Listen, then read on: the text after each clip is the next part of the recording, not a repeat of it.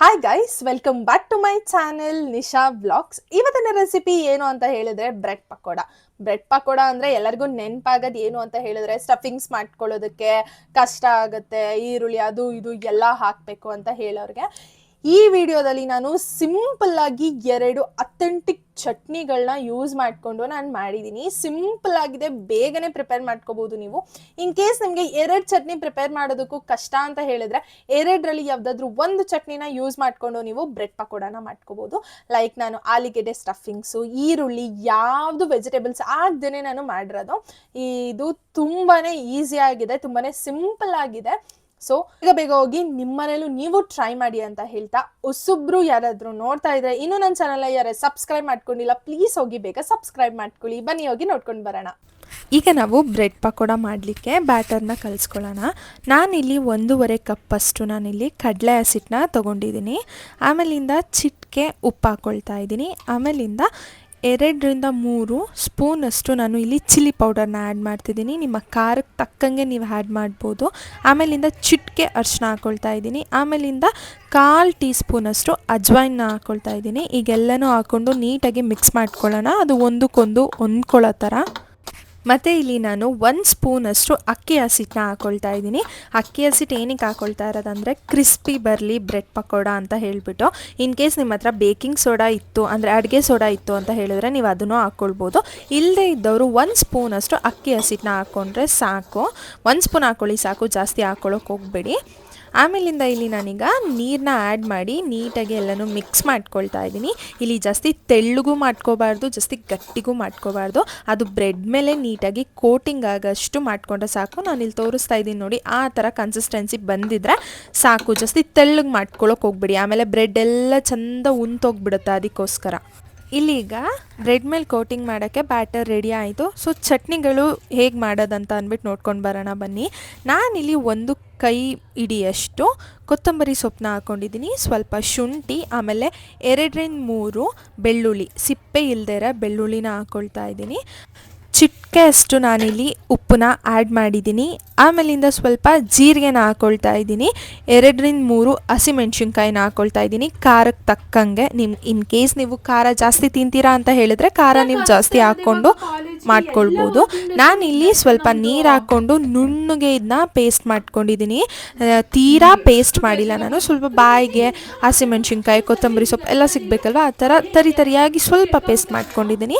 ಆಮೇಲಿಂದ ಇಲ್ಲಿ ನಾನು 8-10 ಒಣ ಮೆಣಸಿನ್ಕಾಯಿನ ಬಿಸಿ ನೀರಲ್ಲಿ ಒಂದು 10 ನಿಮಿಷಗಳ ಕಾಲ ನೆನೆಸಿಟ್ಟು ಆಮೇಲೆ ಹಾಕ್ಕೊಳ್ತಾ ಇದ್ದೀನಿ. ಇನ್ ಕೇಸ್ ನಿಮ್ಮ ಹತ್ರ ಒಣಮೆಣ್ಸಿನ್ಕಾಯಿ ಇಲ್ಲ ಅಂತ ಹೇಳಿದ್ರೆ ಬ್ಯಾಡ್ಗೆ ಮೆಣಸಿನ್ಕಾಯಿ ಕೂಡ ನೀವು ಹಾಕ್ಕೊಳ್ಬೋದು. ಆಮೇಲಿಂದ ಸ್ವಲ್ಪ ಶುಂಠಿ ಹಾಕ್ಕೊಳ್ತಾ ಇದ್ದೀನಿ, 2-3 ಬೆಳ್ಳುಳ್ಳಿ ಹಾಕ್ಕೊಳ್ತಾ ಇದ್ದೀನಿ, ಸಿಪ್ಪೆ ಇಲ್ಲದೆ ಇರೋದು, ಚಿಟಿಕೆ ಉಪ್ಪು ಹಾಕ್ಕೊಳ್ತಾ ಇದ್ದೀನಿ. ಆಮೇಲಿಂದ ಇಲ್ಲಿ ನಾನು ಅರ್ಧ ಸ್ಪೂನಷ್ಟು ಬೆಲ್ಲನ ಹಾಕ್ಕೊಳ್ತಾ ಇದ್ದೀನಿ, ಯಾಕಂದರೆ ಇಷ್ಟು ಖಾರ ಹಾಕ್ಕೊಂಡಿದ್ದೀವಿ.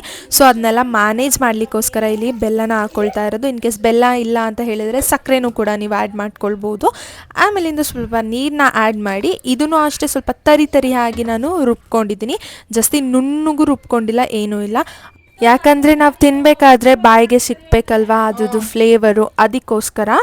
ಈಗ ಬ್ರೆಡ್ ಮೇಲೆ ಹಾಕ್ಲಿಕ್ಕೆ 2 ಚಟ್ನಿಗಳು ಯಾವ ರೀತಿ ಮಾಡಿದೆ ಅಂತ ಅಂದ್ಬಿಟ್ಟು ನಾನು ತೋರಿಸ್ಕೊಟ್ಟೆ. ಇದನ್ನು ಯೂಸ್ ಮಾಡಿಕೊಂಡು ಬ್ರೆಡ್ ಪಕೋಡನ ಯಾವ ರೀತಿ ಮಾಡೋದಂತ ಅಂದ್ಬಿಟ್ಟು ನಾನು ನಿಮಗೆ ಹೇಳ್ಕೊಡ್ತೀನಿ ಬನ್ನಿ. ಈಗ ನಾನಿಲ್ಲಿ 3 ಸ್ಲೈಸ್ ಆಫ್ ಬ್ರೆಡ್ಗಳನ್ನ ತೊಗೊಳ್ತಾ ಇದ್ದೀನಿ. ನೀವು 2 ಸ್ಲೈಸ್ ಆಫ್ ಬ್ರೆಡ್ಡಲ್ಲೂ ನೀವು ಮಾಡ್ಬೋದು. ನಾನಿಲ್ಲಿ 3 ಸ್ಲೈಸಲ್ಲಿ ಯಾವ ರೀತಿ ಮಾಡೋದಂತ ಅಂದ್ಬಿಟ್ಟು ನಾನಿಲ್ಲಿ ನಿಮಗೆ ತೋರಿಸ್ಕೊಡ್ತೀನಿ.